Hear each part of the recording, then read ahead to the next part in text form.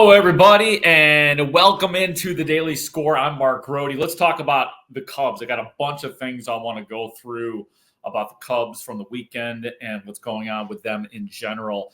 First of all, why don't we just talk about the win yesterday? Cubs beat the Mariners 3-2, and we often hear the cliche of holding on for dear life, and that's what the Cubs were doing yesterday. There was some bullpen magic yesterday. I just want to run through some of it for people who did not see the game because, I had to just go through it again to make sure it was real. Cubs again win. They beat the Mariners 3-2. In the Seattle seventh inning, it's 3-2 Cubs, but the Mariners get the first two men on with nobody out. Mark Leiter would then relieve Yency Almonte, and he gets them out of the jam ultimately with the help of a 4-6-3 double play. It was feeling like Seattle was ready to take over the game. They had crept to within one run, so that seventh was just massive and magic work by Mark Leiter. Good to see him strong so far this year. Just how much managers, David Ross, and we'll see about Counsell, loving to use a guy like that just because of his value against righties and lefties. But anyway, then here we go again. In the Seattle eighth inning, 3-2 Cubs, Hector Neris allows the bases to be loaded with one out. Again, 3-2, and Neris induces an inning-ending double play, unassisted by Dansby Swanson, who deserves a big assist, so to speak, on that particular play as well. Ironically, it was unassisted. But my God. And then the ninth inning, just when you thought it couldn't get any more intense and interesting and dramatic, ninth inning, 3-2, Cubs are leading the game. Cubs up 3-2. Adbert Alzolay strikes out the first two guys, so two outs. Julio Rodriguez, a sharp single into right field.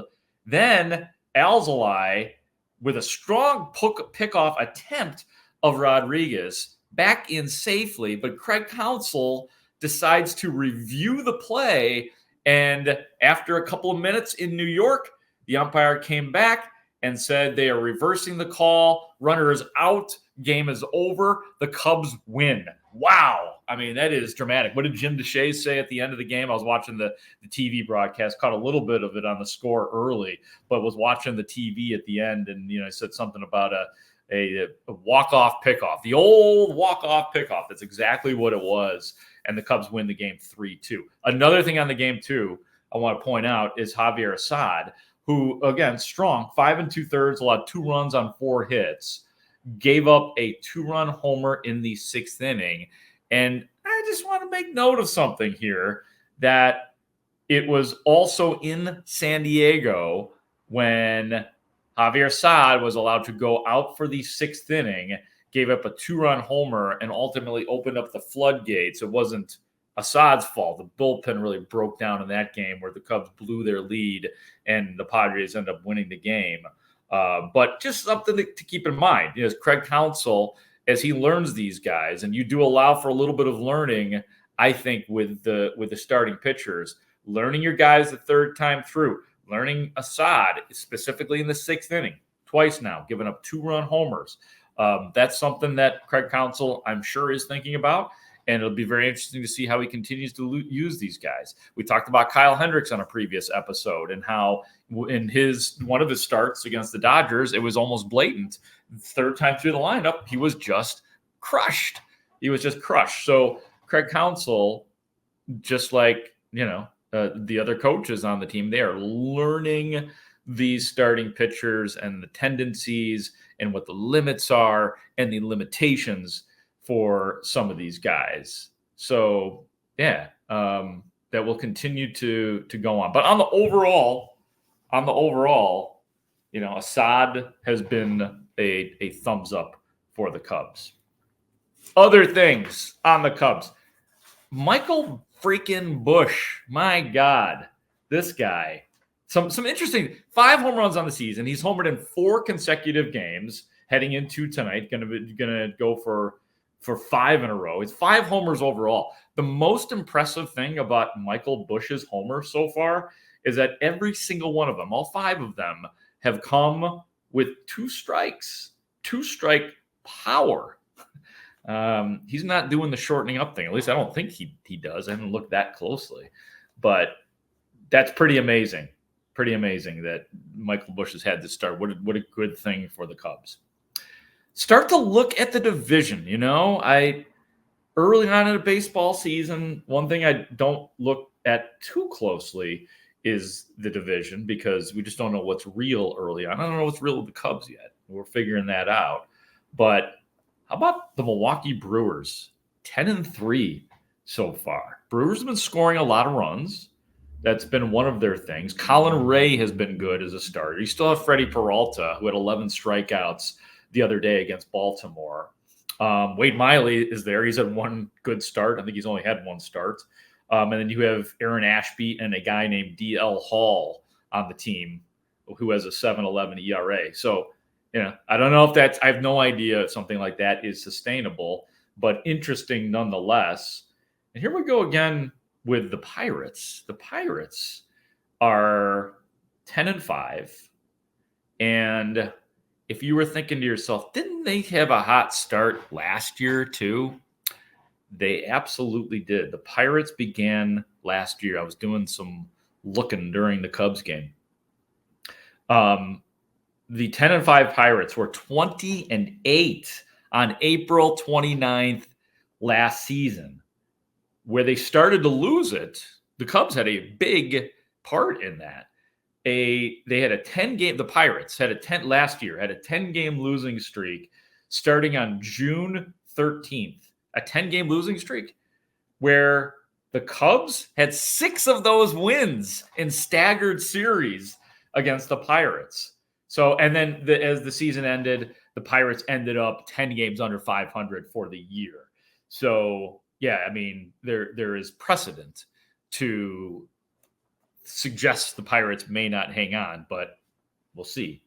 So, yeah, the division has me a little bit interested right now. And we didn't even talk about, the Cardinals or the Reds. I think the Reds are going to be good. I don't know about the Cardinals. Maybe we'll talk about them another time. What else do I have written down? Shota Imanaga. How about this for him? Another good start the other day in the series against Seattle. He has allowed 0 earned runs. 0 in his first 3 starts. 15 in the third innings. Remember, he had that one start of the game that there was the cold rain delay at Wrigley where he was kind of ripped off of innings. So just keep that in mind. So 15 in the third innings, allowed just 9 hits over 3 starts. 3, 6, that's 3 hits a game, folks.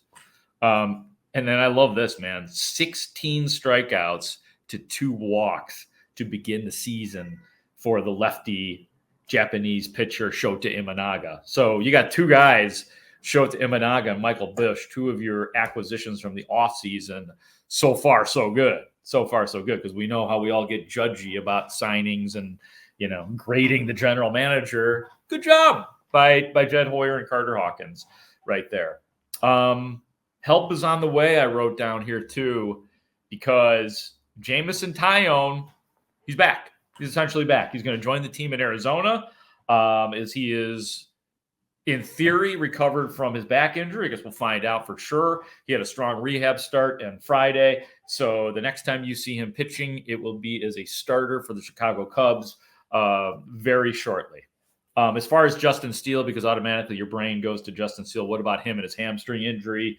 He, according to the Cubs beat writers, did a 25-pitch bullpen on Saturday. Still looking at a May return, so nothing ahead of schedule, I suppose right on schedule. Last thing on the Cubs, just the offense, which has been so good so far to start this year, little bit downswing. And for example, Ian Happ, 0 for 11 in the series. Christopher Morel, talking about the Seattle series. Morel was 0 for 12 in the series. A lot of guys hitting in the 100s. And I know a 3-hit day and your average can still go up 40 points early in the season. But Cody Bellinger, 172. Nico Horner, 182. Gomes, 192. You're not getting offensive production for the most part from Tauchman right now. He's hitting one something. So the hitting has tempered, and it's just the ebb and flow of the season. I don't think on the overall there's anything to concern, but I think it was notable. On the overall, Cubs are good right now. I mean, they take 2 out of 3 from Seattle. They will be in Arizona tonight. You could hear them right on the score. They will try to get to double-digit wins tonight. The Cubs are 9-6 as it stands right now. Thank you all for watching and listening to this podcast today. For our executive producer, Ray Diaz, I'm Mark Grote for the Daily Score.